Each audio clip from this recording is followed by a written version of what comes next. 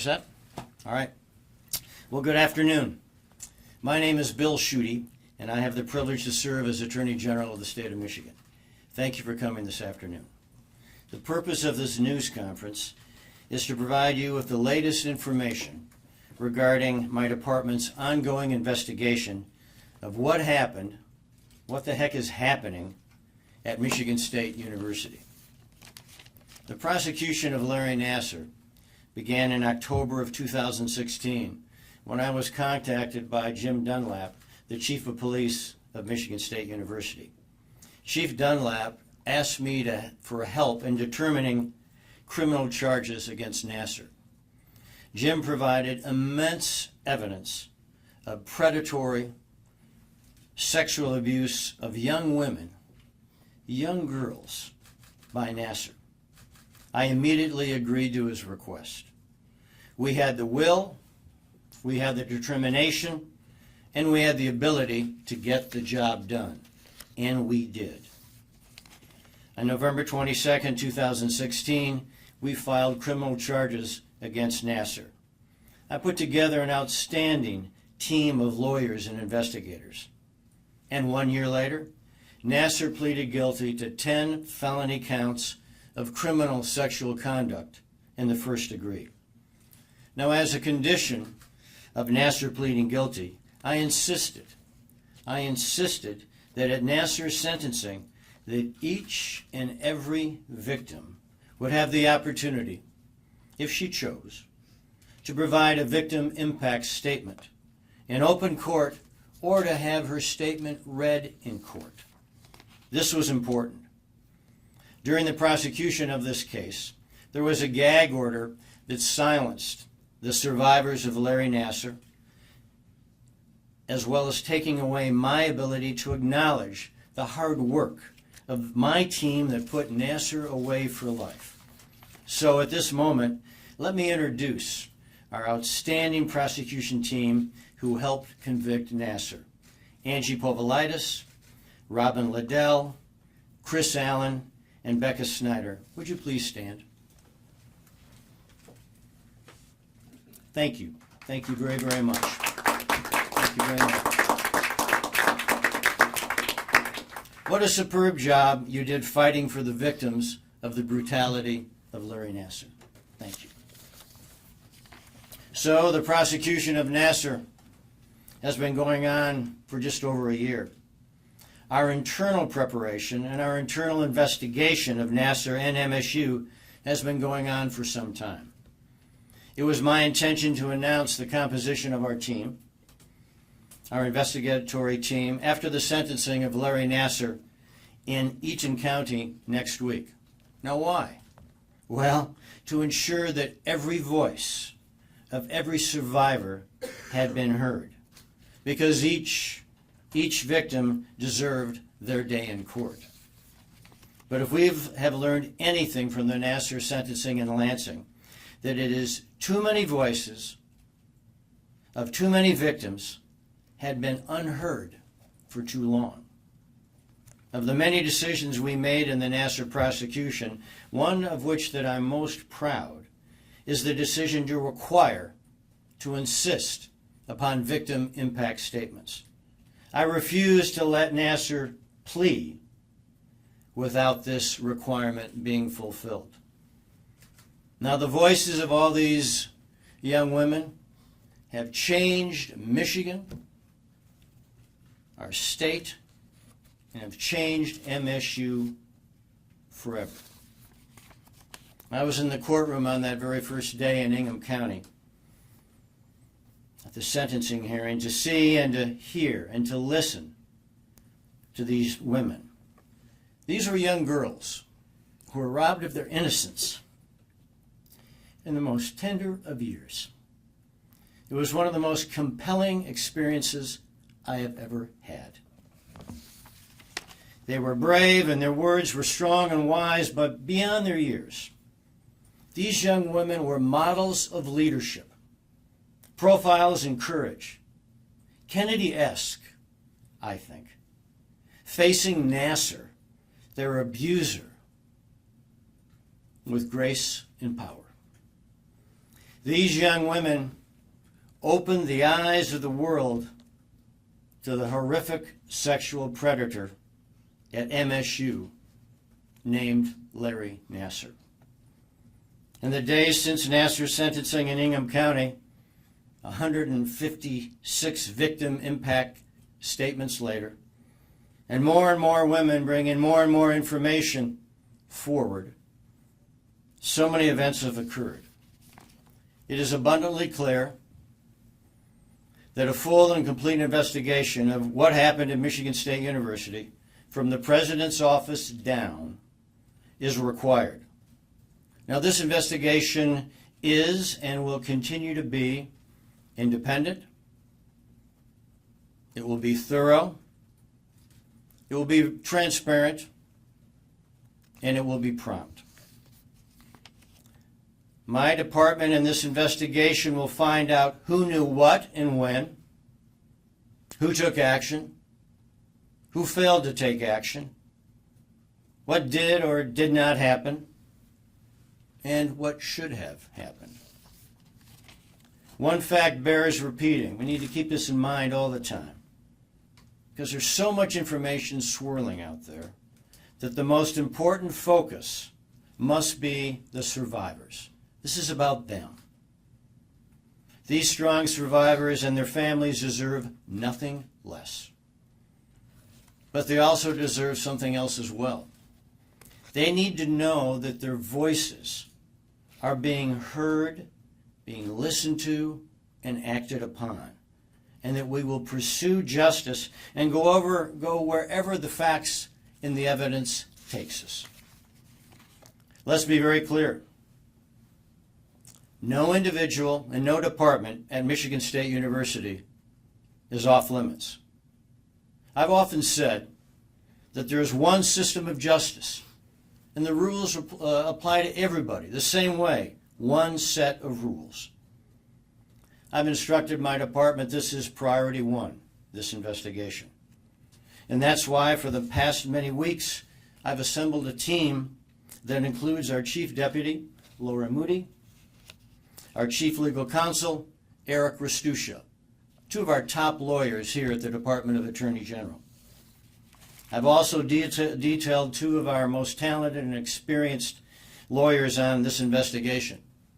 Richard Cunningham, head of our criminal division, will be deeply engaged. And one of our top litigators, Christina Grassi, will be project manager for this investigation. With a background in civil litigation, Christina has served as first assistant in the State Operations Division. She has managed some of our department's most complex, most complicated, and significant civil litigation, and is known as a tough litigator with vast experience. Mr. David Dwyer will be the Department of Attorney General's key investigator. This is a priority. This effort is significant, and because of its importance, I've selected Mr. Bill Forsyth as Special Independent Counsel of the MSU investigation. Bill is the past president of PAM, the Prosecuting Attorneys Association of Michigan, and a 42-year veteran prosecutor. Bill has served as a board member for Michigan Crime Victim Services and attended Albion College and the University of Detroit for law school. He will work full-time. Bill will work full-time on this project. And I've told Bill that the entire Department of Attorney General is at his disposal. Bill will do a great job. Bill Forsyth is a man of immense integrity. He has great skill and impeccable reputation. Bill Forsyth is the perfect choice to lead this investigation. I'm also pleased to announce that Michigan State Police Colonel Christy Etchew and her team will be playing a significant role, a major role, in our effort. Christy and I enjoy a strong and positive working relationship. And thank you, Colonel, for being here today and your willingness to provide leadership and talent and skill of the Michigan State Police. I am very proud to stand with you, Colonel. At the end of this investigation, there'll be a report. It'll be public. It'll be transparent. And a report that will be available to all of you to read. We're going to put a bright light.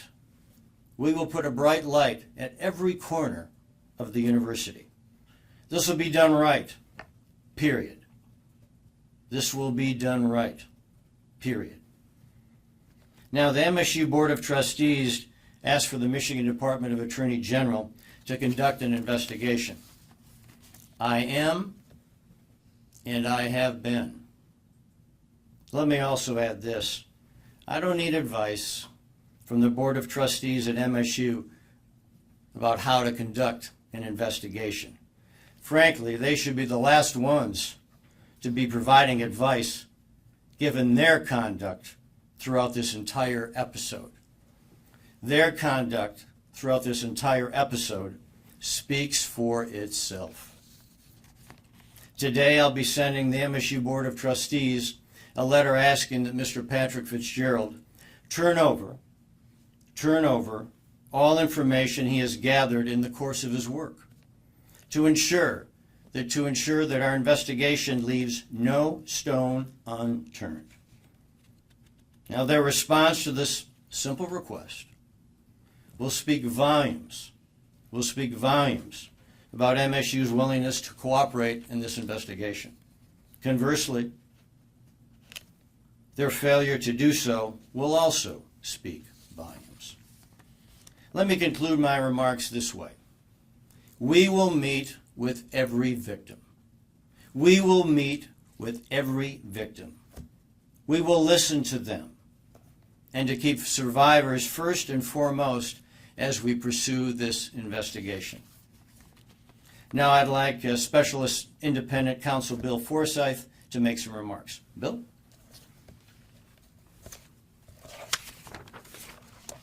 First of all, I'd like to thank the Attorney General for placing his trust in me for this investigation. This is a very, very important investigation. As he indicated, I've been doing this for over 40 years, and in my career I've never seen anything with the scope and breadth of this particular investigation. I was honored when he called me to ask me that he would have the confidence in me to pursue this, and I intend to do that. I've always believed as a prosecutor that probably the most important function as a prosecutor is to represent the victims of crime. And in each case, I've always tried to view it as a seeking justice, searching for the truth, and doing the right thing. And that philosophy has pretty much guided me in my entire career, and it's the philosophy that I'll bring to this investigation. I found sometimes, regrettably, that doing the right thing is not always easy. It's not the easiest path to take, but I also have found certain things that guide you in that regard, one of which is politics has nothing to do with a criminal investigation, has no part in it at all.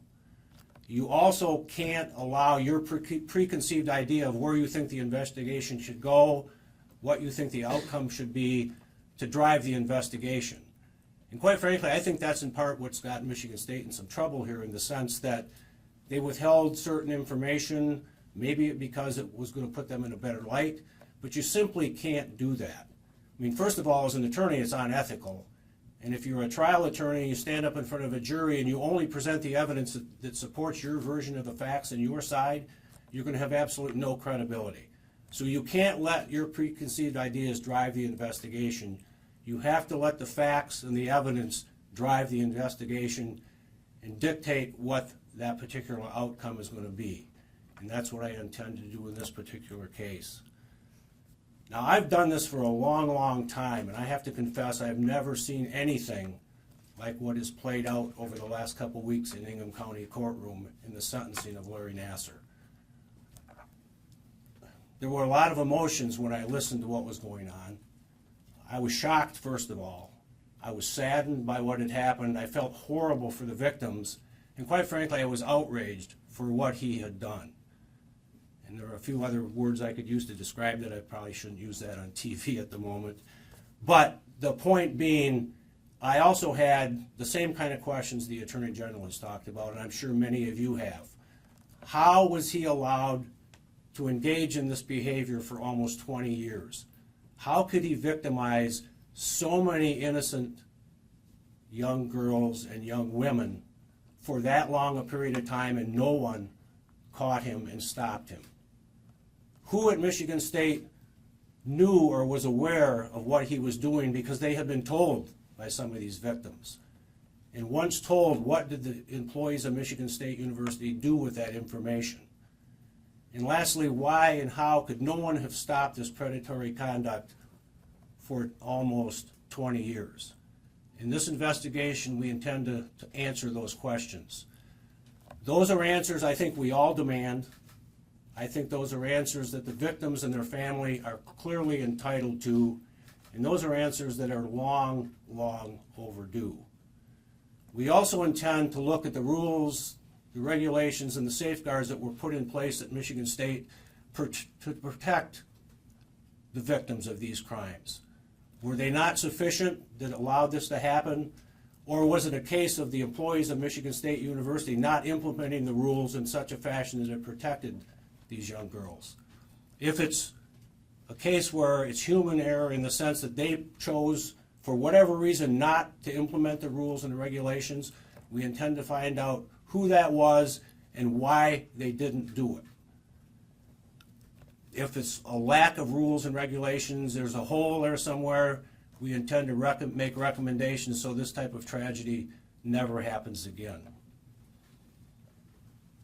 Now, everybody I'm sure would like to get this done and wrapped up as quickly as possible. Well, quick is a relative term depending on the context in which you're using it. And to quote legendary UCLA basketball coach John Wooden, we're going to be quick, but we're not going to hurry. We're going to do a thorough job, and we're going to do this the right way. But you have to bear with us and remember what it is we're being asked to look at. This is almost 20 years of predatory conduct on the part of Nasser. There's been a change in administration at Michigan State during that period of time. There have been several athletic directors during that period of time, and I'm sure countless employees have come and gone during those 2 decades, and there are excess of 150 victims that we're going to need to talk to and address during the course of this investigation. So keep in mind, as quick as we can do this, we will, but we're going to be thorough and we're going to do it right, but it is going to take a great deal of time. And when we're done, I can't promise that everybody's going to be satisfied with our report and what we find, but I can promise you that we're going to work extremely hard at our task, and you will get our best effort. Thank you. Thank you, Bill. Now I'd like to ask Colonel Etchew of the Michigan State Police to say a few words. Christy? Thank you. Good afternoon, and thank you. I want to say that the Michigan State Police, we welcome this opportunity to be called in now to assist the Attorney General and to fully investigate any kind of criminal sexual assault or any other crime that bring justice to the victims. I will say that the Michigan State Police, we will muster and dedicate whatever resources that will be necessary to work on specifically the criminal side of this investigation. My comments are brief here today because we've got to get to work and we have literally thousands of pages of police report to review. So thank you, and I thank the Attorney General for bringing us in. Thank you. Well, thank you very much, Christy. Hey, I know it's a Saturday. I thank you all for coming. You must have hundreds of questions. We've got hundreds of questions as well. And you know me, I'm very accessible. We're going to talk some more. But right now, we're going to get to work. Thank you very much. Thank you.